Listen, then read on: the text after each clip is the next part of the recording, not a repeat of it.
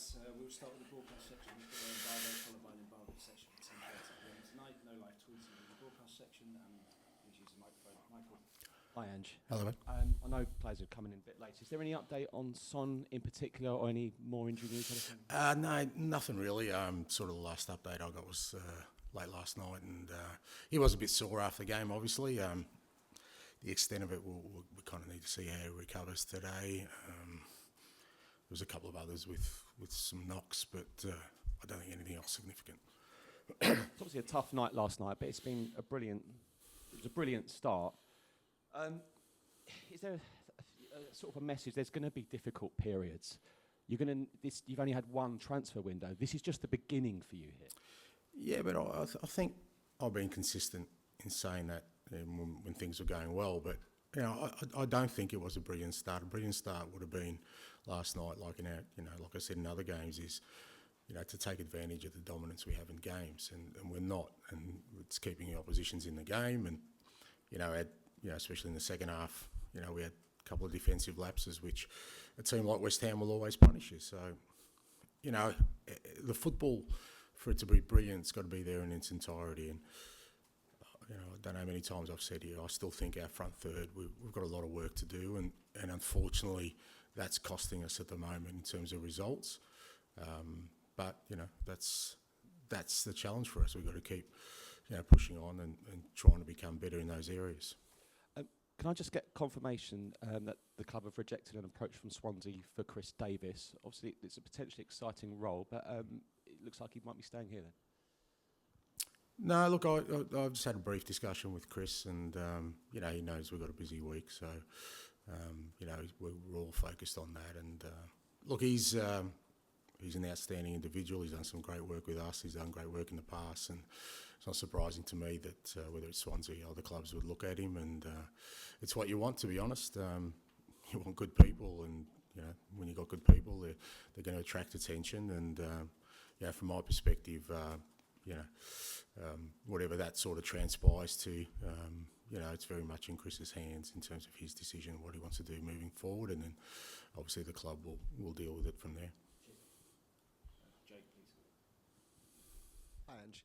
Obviously, the last 5 games might not have gone as you would have wanted, but overall, after 15 games, where do you think things are at? Where do you feel?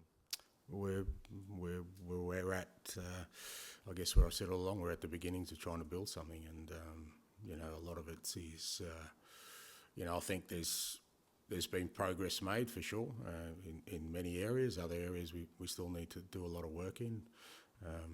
We've obviously had some challenges within that time frame of injuries, which have disrupted our sort of ability to have a consistent lineup out there, and players out there who had started the season well and were very influential.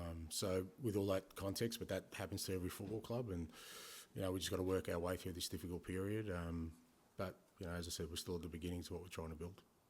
Christian Romero returned last night. Almost looked like he hadn't been away. How did you view his performance, and also as part of that leadership group as well?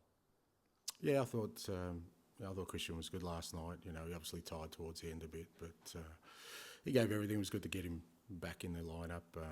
He gives us a certain security back there, and also he is one of these like I said, as a leader, strong figure out there, which we're going to need through this period, because we're obviously still got some tough times ahead, and with guys like him will help steer us through that. And just lastly, Newcastle, obviously on Sunday, they've struggled a lot away from home this season, certainly more than they did last season. Is there anything that you've seen in their performance as to why they might be performing differently away from home? No, but it's fair to say Newcastle are probably the only other club that have gone through anything like we have from an injury perspective, and that's going to affect every club. And I think they've actually battled through it reasonably well, very well actually, considering the amount of disruptions they've had to their first team squad and the challenges they've had. And I think any club in the Premier League that goes through that sort of period will find it hard to get a consistency in results. But it'll be a tough game on Sunday for us because again they've got a team that do have goal threats, and they work hard as a unit, and we've got to be able to match that.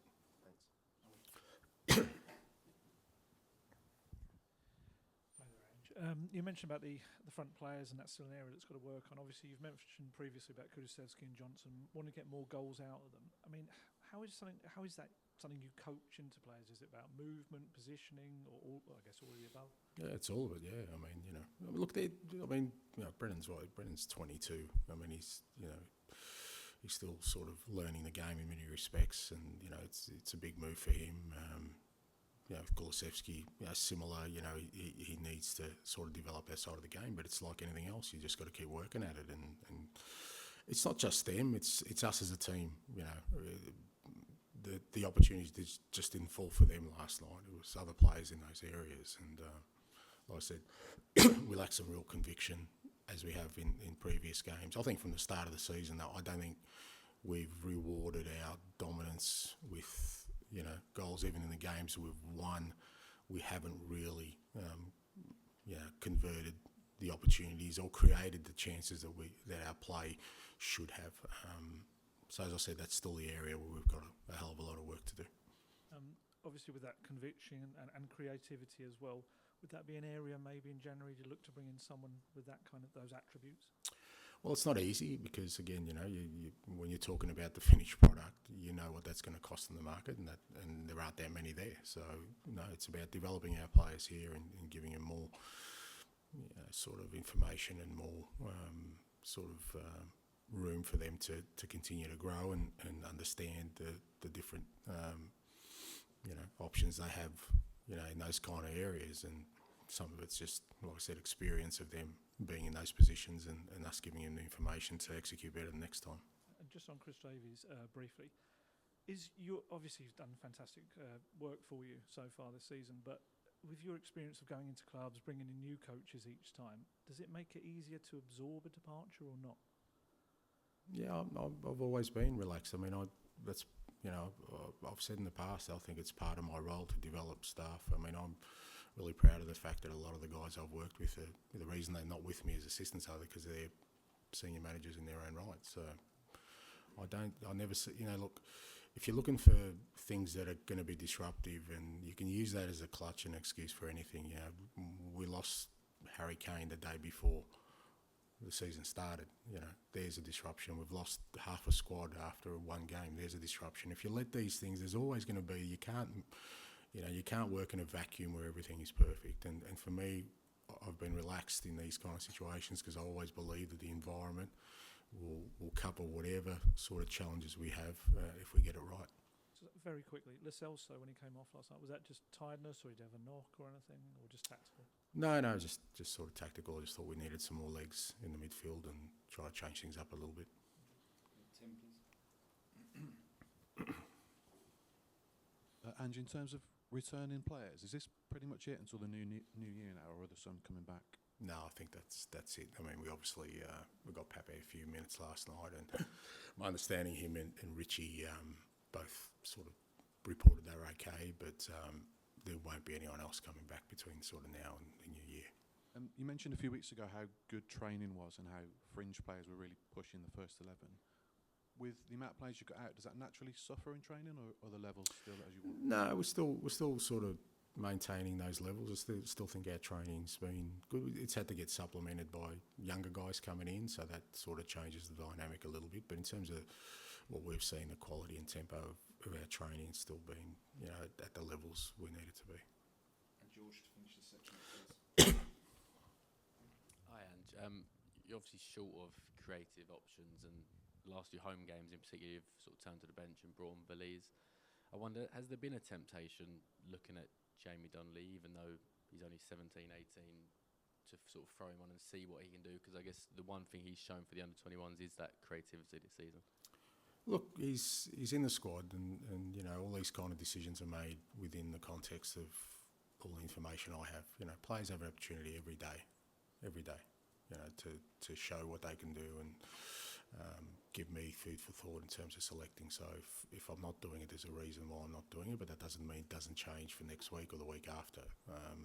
It's not just about the games they play, it's about what they do on a daily basis. But certainly Jamie's, I think he's developing. I think it's benefited him sort of training with us regularly now. He's pretty much, a permanent fixture in here, and within that context, I think over the next few games, if he keeps developing the way he is, he'll get an opportunity in a game as well.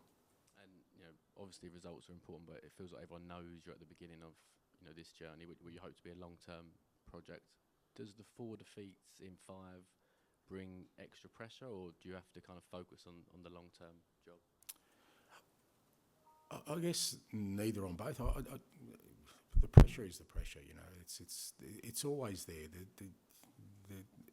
It's how you kind of treat it, and I've never let it sort of guide my path or my way forward. I mean, I just think I've got a clear idea about what I'm trying to do, and we'll keep methodically working against that and being really disciplined about that.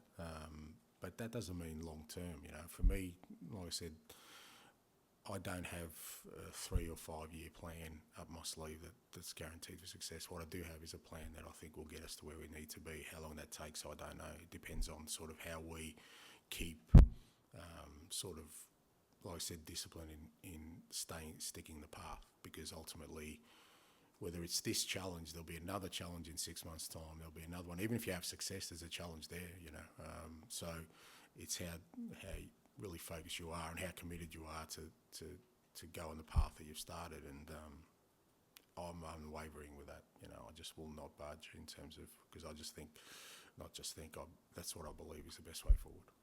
And you face Eddie Howe this weekend, who was obviously in the running for the Celtic job, but before you got it, I mean, I know it's 4 defeats in 5 now, but you are a Premier League manager. Do you ever kind of have the chance to sit back and think what could have happened if he had taken the Celtic job? And you absolutely. Sliding doors moment, but there's probably been no bigger decision in me being here today than Eddie knocking back the Celtic job.